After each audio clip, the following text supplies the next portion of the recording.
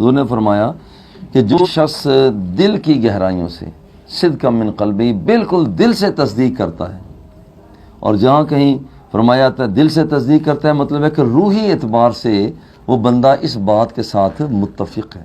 کہتے ہیں لا الہ الا اللہ محمد رسول اللہ. جب کوئی آدمی یہ کہہ دیتا ہے ہوگا کیا؟ الا حرمہ اللہ علی النار، اللہ جل جلالہ اس بندے کو جہنم کی آگ پر حرام فرما دیتا ہے.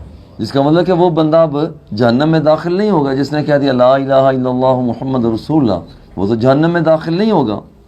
قال یا رسول اللہ افلا اخبر بہ الناس، حضور کیا میں لوگوں کو اس بات کی خبر نہ دے دوں؟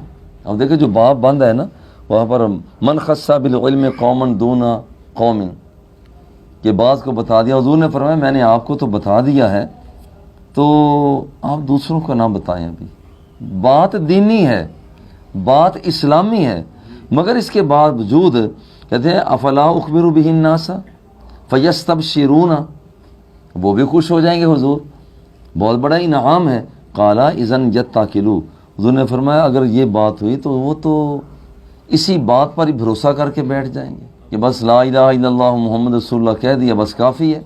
اور فرمایا کہ یہاں پر اذن یتکلوا واخبر بها معاذ عند موته تعصما، حضرت معاذ رضی اللہ تعالیٰ نے اس بات کو دل میں ہی چھپائے رکھا، کسی کو بتایا ہی نہیں. ہاں جب دنیا سے رخصت ہونے کا وقت آیا اس وقت حضور علیہ الصلوۃ والتسلیم اس حدیث پاک کو بیان کیا تعصماً، گناہ سے بچنے کے لیے کہیں ایسا نہ ہو کہ علم کو چھپانے کی بات وہ میرے کھاتے میں آ جائے. بلکہ آپ نے فرمایا کہ دیکھو جس آدمی لا الہ الا اللہ محمد رسول اللہ کہہ دیا اللہ رب العزت اس بندے کو جہنم کی آگ پر حرام کر دیتا ہے. جیسے دوسری جگہ پر من قال لا الہ الا اللہ فدخل الجنہ، جس نے لا الہ الا اللہ کہہ دیا وہ جنت میں داخل ہو گیا. اچھا اب یہاں پر کہ وہ جنت میں داخل ہو گیا اس کا کیا مفہوم ہوا؟ اس کا مطلب پھر عملی اقدامات ہیں. نماز کدھر ہے، روزہ کدھر ہے، حج کدھر ہے، زکوٰۃ کدھر ہے؟ یہاں پر بندے کے جو تینوں قوتوں کو درست کرنے کی کوشش کرتا ہے، عقل کو، غضب کو، شہوت کو، اس کی درستی کے لیے اقدامات جو ہے وہ کہاں کھڑے ہیں؟ حواس خمسہ ظاہرہ کے ساتھ باطنہ کی اصلاح کی کوشش کرتا ہے، پھر وہ کہاں گیا؟ اور پھر جو بڑی بات ہے کہ جو اصل میں سارے کا سارا دین اسلام جس چیز کو چاہتا ہے، جس سے ہم وہاں پر دین ہے، نفس ہے، نسل ہے، عقل ہے، مال ہے، ان کی حفاظت کے لیے اسلام چاہتا ہے، پھر وہ کدھر گیا؟ یہ ساری چیزیں ہیں جن کے بارے میں اسلام نے تقاضے کیے ہیں وہ کدھر گئے؟ تو اس کا جواب محدثین اکرام عطا فرماتے ہیں اس کا مطلب ہے من قال لا الہ الا اللہ، جس نے لا الہ الا اللہ کہہ دیا. دوسرا یہ ہے کہ اس کے تقاضوں پر عمل کیا. جیسے ایک آدمی کہہ دیتا ہے، یہاں پر مفسرین فرماتے ہیں دیکھو بھائی یہاں پر ایک آدمی بھائی تیرا وضو ٹھیک ہے، بس پھر نماز ہو گئی. بھائی وضو ٹھیک ہے نماز ہو گئی، کیا مطلب؟ نہیں وضو ٹھیک ہونے کے بعد تو نے تکبیر تحریمہ ٹھیک کہی ہے، تم نے رکوع ٹھیک کیا، سجدہ ٹھیک کیا، تشہد ٹھیک کیا، پھر تیری نماز ہو گئی.